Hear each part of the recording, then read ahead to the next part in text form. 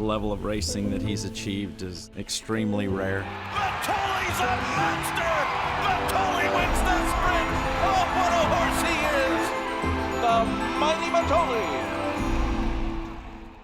Hi, everybody, and welcome to Spa Babies, presented by Spendthrift. I'm Dan Illman, along with Nicole Russo up at Saratoga. We kick off Sunday's Late Pick 5, a 50-cent wager with race number 6, our Spa Baby race.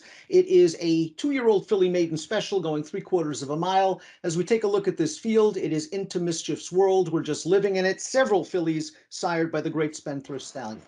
Yeah, 3 in here by Spendthrift Into Mischief, as well as 1 by his son, Practical Joke, who stands for Coolmore.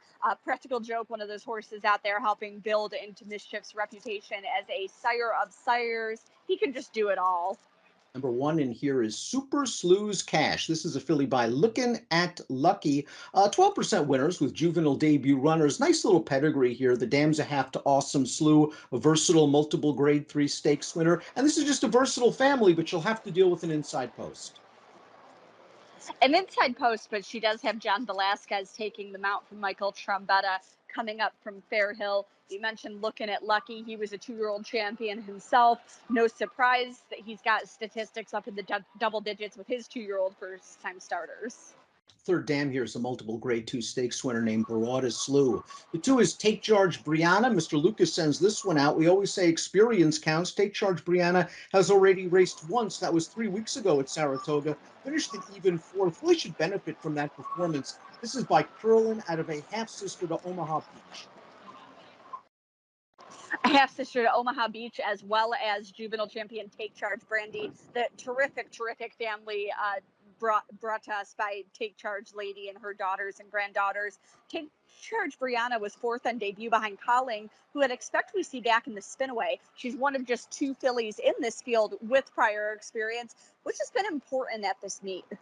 One of the Into Mischiefs is up next. That's the 3 Interpolate, trained by Chad Brown with a long series of workouts that should give her plenty of foundation. A $300,000 yearling, as you see Into Mischief, phenomenal with juvenile debut runners, winning 17%. And again, a versatile pedigree. You've got some turf here, but you also have precocity. Absolutely. Shamoose, as I recall, was a very fast horse. And the third dam, as you've noted there, a grade 1 winning 2-year-old Strategic Maneuver. You combine that with Into Mischief, and I expect to see a lot of precocity and a good amount of speed from this horse, who, as you pointed out, has been working so steadily. We've come to expect Bill Mott-trained first-time starters to need a race before they find their best footing, but we've seen some Mott debut runners live at this meet, and I have a feeling that the 4 uppercase can run a little bit. This is a $260,000 weanling, a $725,000 buyback by American Pharoah out of a full sister to Breeders' Cup Dirt Mile winner Battle of Midway. Yeah, and American Pharoah has come out firing with his 2-year-olds. From his first crop just a couple years back, he was among the leading freshman sires.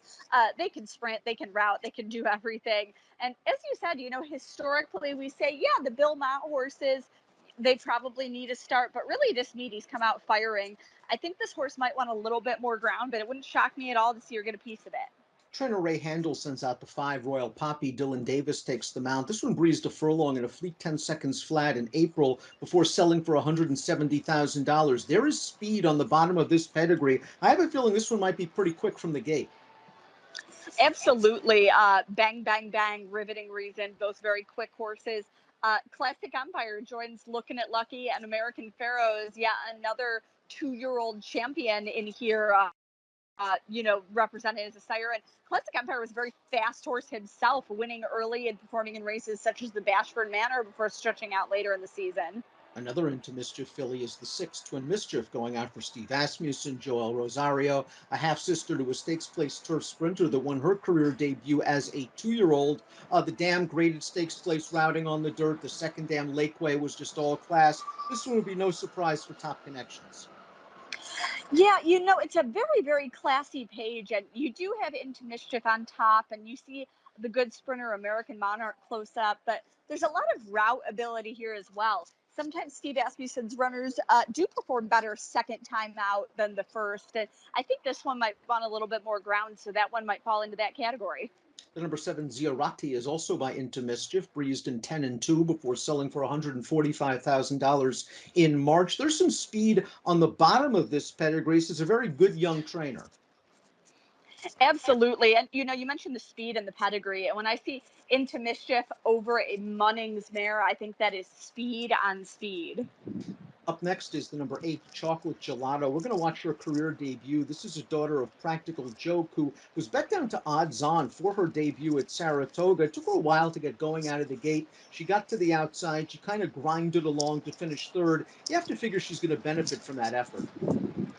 Absolutely. I saw a horse who didn't run a bad race, but was sort of not overly green, but kind of took a minute to kind of mentally click into gear. I do expect her to move forward off that experience. She's the one in this race by Into Mischief's Grade 1 winning son, Practical Joke, a very fast horse who's done very well with his 2-year-olds, this being his second crop. Up next is the 9, Always Laughing. This is a daughter of Mastery going out for Brendan Walsh. Jose Ortiz takes them out. There's a lot of speed in this pedigree. She's a half to quick release, a graded stakes placed sprinter. The 3rd dam, the phenomenal Safely Kept. And safely kept, another mare who has just been the foundation for an incredible family. Um, Definitely, kind of speed over speed in this pedigree, I think. Firing Bullets completes the field. This is a daughter of Firing Line, who wins 15%, pretty good number, with juvenile debut runners. A $210,000 April 2-year-old, very fast in that breeze up sale. 9-4 from the family of champion Summer Bird. Yeah, and very aptly named as you look at the work tab for Firing Bullets and see her firing bullet after bullet. I will, as always, encourage you to check out the Clocker Report produced by our colleague Mike Walsh and his team. Get some information on those local moves. I like that one of them was a 5-furlong work to put some bottom into her. The 11 implicated, the 12 socially selective. They're on the also eligible list, trained by Brown and Mott, respectively. Top pick time for our Sunday race of the day. Chocolate Gelato, I think, benefits a lot from that experience. I don't think we get much of a price. Maybe we try to spice it up in the exotics. Absolutely. I did go with the 2 experienced horses here, and the way I split them was I think Chocolate Gelato might be a little more suited to the distance, even though I do think the maiden Take Charge Brianna is coming out of might be stronger. I think the ladder filly might want a little bit more ground in the future, but as always, watch the board on Sunday. If you get value on either one of those 2 experienced fillies, I think it would be a good play. I think Chocolate Gelato is the horse to beat. I'm keeping an eye out for the 4 uppercase, the 6 Twin Mischief, both first-time starters going out for Mott and Asmussen. Fun race. It's our Sunday Spa Baby event. Our coverage is presented by Spendthrift.